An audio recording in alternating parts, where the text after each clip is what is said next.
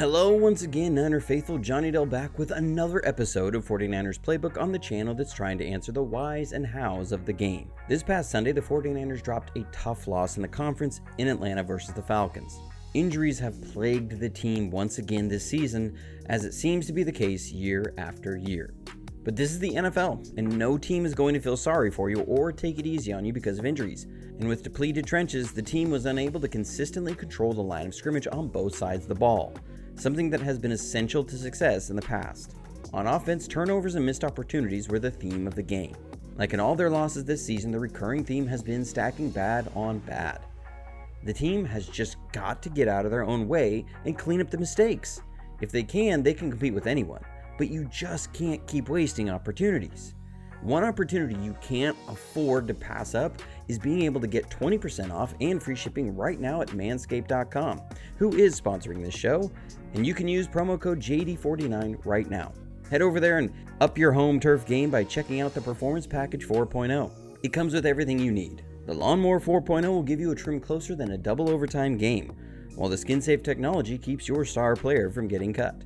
The Crop Preserver Deodorant and Crop Reviver Spritz on the go make sure your players are always fresh. It also comes with the Weed Whacker 4.0 nose and ear hair trimmer to make sure that you always keep your head in the game.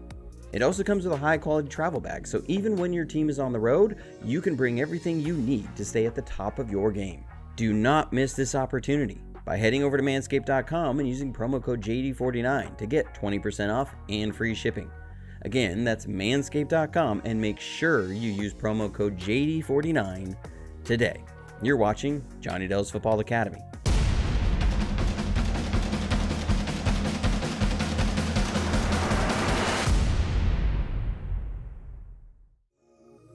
One area the defense struggled early and then throughout the second half was in controlling the line of scrimmage. They didn't give up a bunch of chunk plays, but a lot of small 4, 5, and 6 yard runs that added up, kept the Falcons on schedule, and made it hard to get off the field on third down.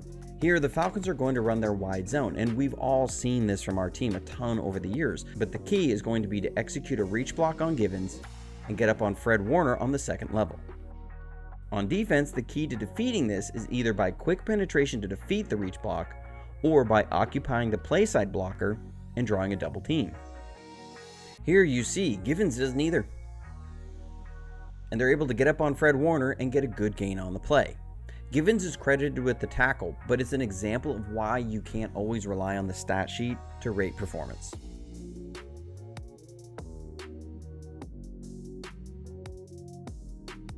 This sets up third and short, and you'll see how this creates a domino effect.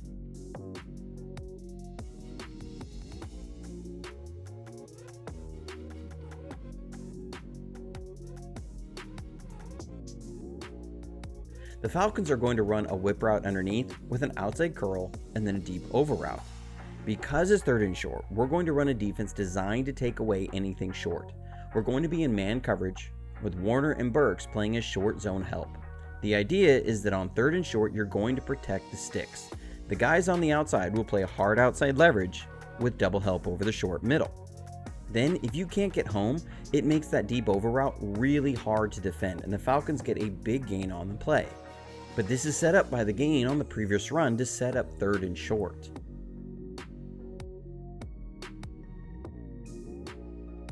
It also allowed Atlanta to be extremely efficient with the use of the play action pass game.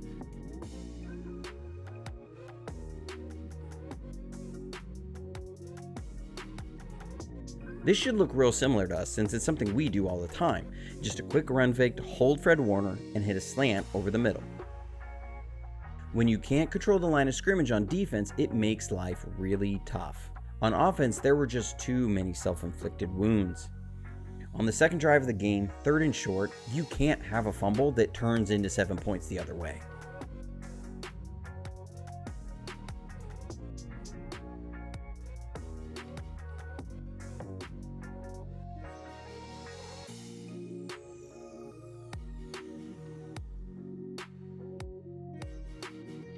And then the offense gets right back on the field. One thing a number of people have criticized Garoppolo for over the years was not being able to make plays when the play call didn't work. I thought he played one of his better games this past Sunday.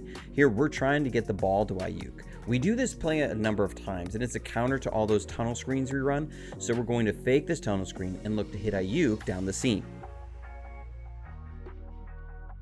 The Falcons play it well though, and Jimmy just makes something happen with Kittle. So now you fake the tunnel screen and see they're being patient on it, so you run the tunnel screen and get the touchdown. That's Kyle getting in his rhythm.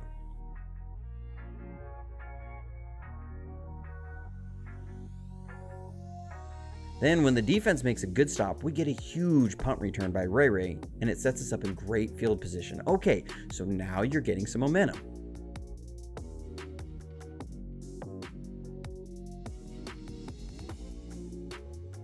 So now Kyle's going to go after the Falcons, who are playing man coverage and trying to take away the middle of the field.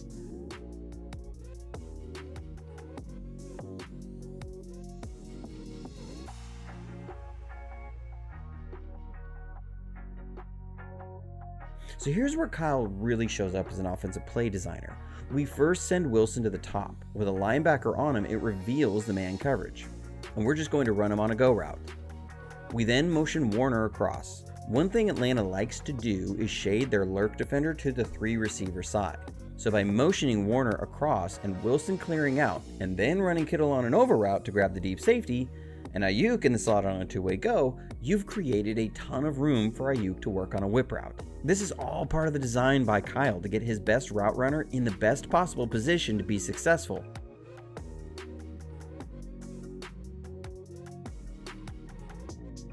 And Ayuk freaks out the back judge. Back on defense, we have an opportunity to take control of the game. We just tied it up, it's 3rd and 13, we have the chance to get the ball back with some time before the half to get a lead going into halftime. We just get really undisciplined. Ryans calls a great blitz, but we have really poor execution. Some of this is the result of the injuries and guys playing in spots that they haven't practiced and repped. So we're going to mud the front, drop Warner in coverage, bring Spence across the face of the center to draw him away. We'll then have Givens attack the outside shoulder of the guard. This is important. He needs to occupy the guard and draw him away to open up the middle for Amenahu on a stunt. He doesn't need to attack the tackle. We're bringing Johnson off the slot on a blitz to be outside contained. We're then going to send Toure upfield, and with the guard having to account for Warner, we'll bring Greenlaw on a blitz.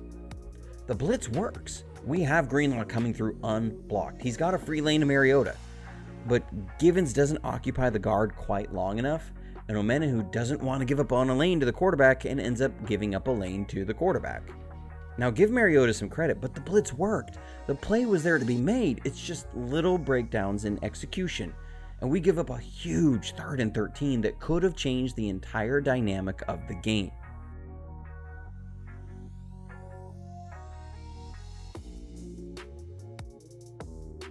And then the very next play, you get a neutral zone infraction. The very next play. This is what I showed during the Denver game, stacking bad on bad. So then, struggling to contain the run game, Ryans is going to come out with 5 defensive linemen to shore up the run defense, and we get burned on a toss.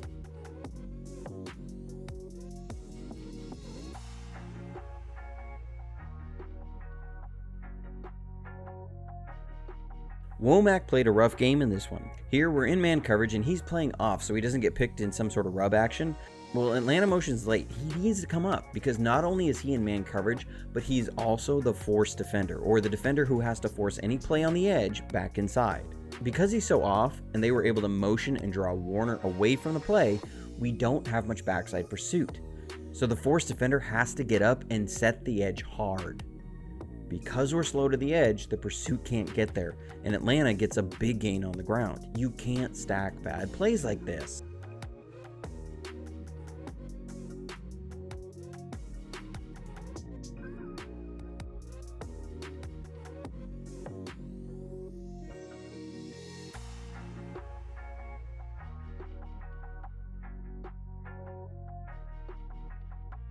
Then they're going after Womack again. Here it's a zone read, and Womack is one-on-one with Mariota. This should be a win. You got a good athlete on defense on the quarterback, but he just can't make the play. He gets caught peeking to the running back too long. That's not your job in this situation. Do your job. You cannot give up the edge.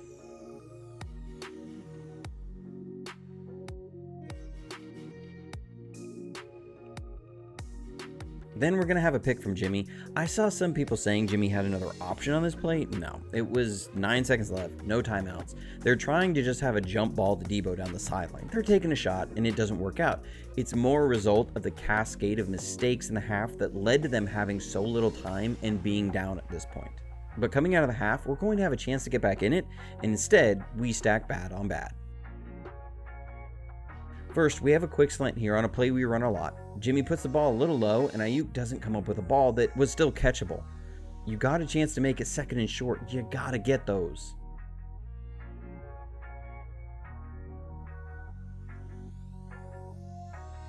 Then we have a chance to get a huge gain and change the game.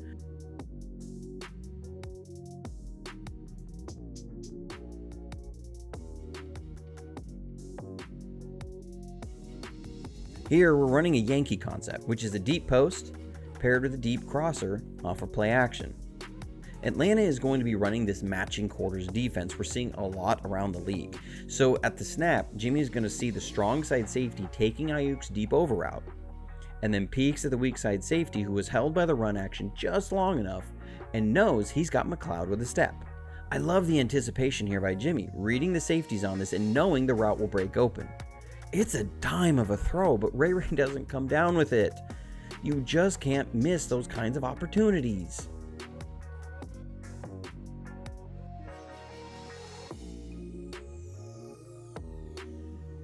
Back on defense, like I showed earlier with the Givens play, Atlanta is going to run this wide zone, and this time it's Ridgeway who gets beat and allows the guard to get up on Fred Warner and gives up a good gain on the run. Same problems, different player. Then Atlanta comes with another run. We just get pushed too far down the line and can't give up yards like this.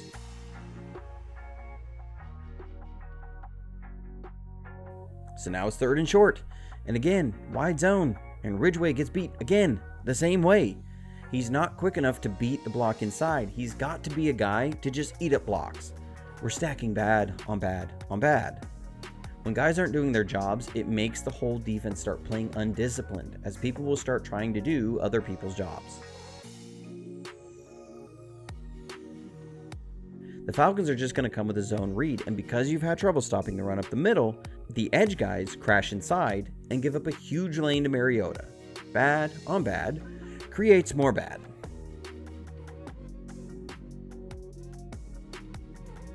So now they're going to go after Womack again.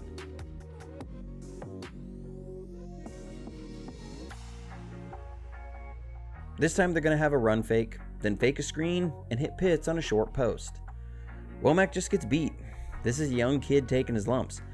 But you're seeing, we can't just say the defense played well and the offense let them down. We can't just say the offense did okay, but the defense didn't get them back on the field. The mistakes on defense make it harder on the offense, which make mistakes and make it harder on the defense, which make mistakes and make it harder on the offense, and so on. At some point, the team has to put down the shovel and execute. Here we're going to have another big missed opportunity in the game.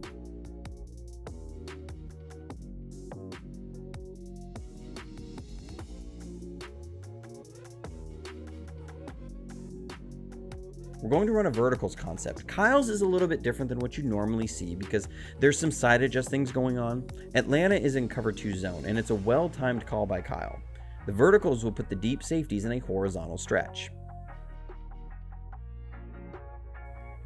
As the play develops, you'll see how the verticals works by drawing the backside safety and also forcing the play side to stay home. This is a traditional 2 zone and not Tampa 2, so the mic doesn't match the seam route. And Jimmy sees the mic isn't turning and matching and will throw a strike to Warner on the seam route. And it's dropped. I've seen people question why Kyle doesn't draw this play up for other guys. Well, part of that is that you're hoping that a guy like Kittle will widen the safety and help open up the middle of the field. Which it works. You can't blame Kyle for using his top guys to open things up for other people. If those guys make these plays, it becomes a self-feeding cycle where now the defense can't just roll coverage. Now you're extremely dangerous as an offense when you can hit any player anywhere on the field. Instead, it's a huge drop.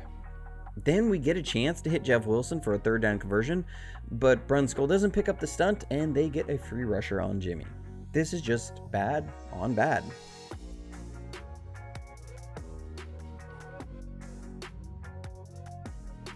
Then back on defense, Givens is going to move a little early on the snap, and then be late off the snap and get bowled back on a double team. I think y'all know what I would say here.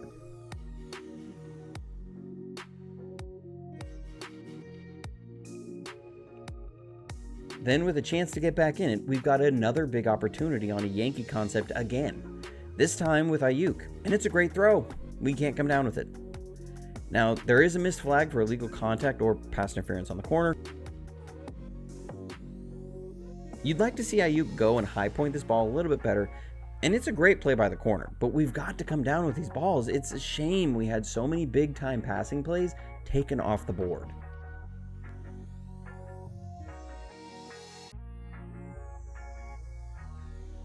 So then there's the pick.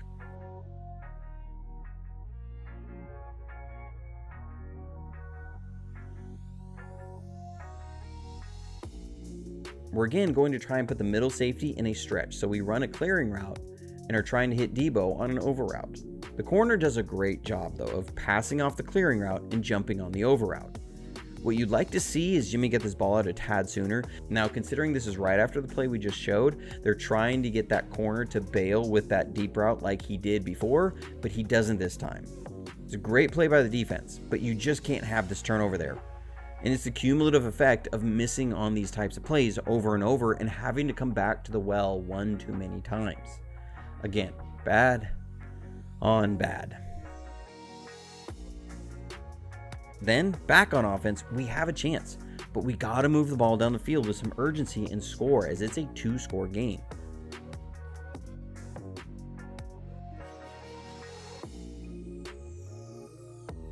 We're going to run a scissors concept versus cover 3 zone. A scissors concept is a deep post plus a deep corner route, which will put the deep third corner in a horizontal stretch. Jimmy is going to read the corner and sees him attack the post, so he hits Ayuk on the deep corner route. This is such a good throw. Drops it in the bucket from beyond the far hash to the sideline, almost 40 yards, and it gets taken off the board because of holding on Brendel. This is just insane, guys.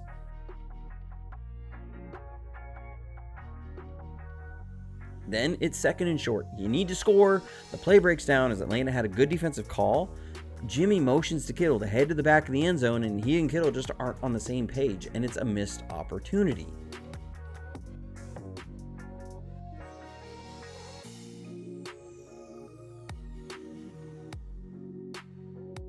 Then you have a busted toss play. Coleman needs to be a little more patient on this, set up your blocker. Instead, it's a loss of a yard. So 2nd and 1 is now 4th and 2. Bad on bad. You can't let it get to this. This is just so frustrating.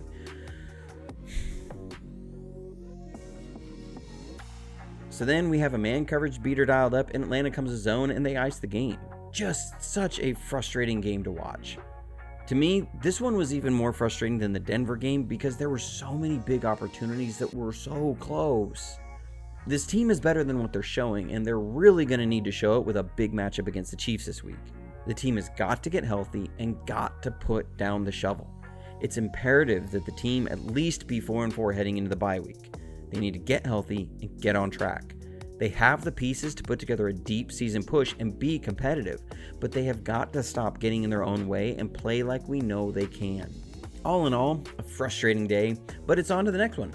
Hope you found the video informative. Like and subscribe if you haven't already, and if you'd like to support the channel in any way, I'll have links for that below. But as always, stay safe, stay healthy, and go Niners.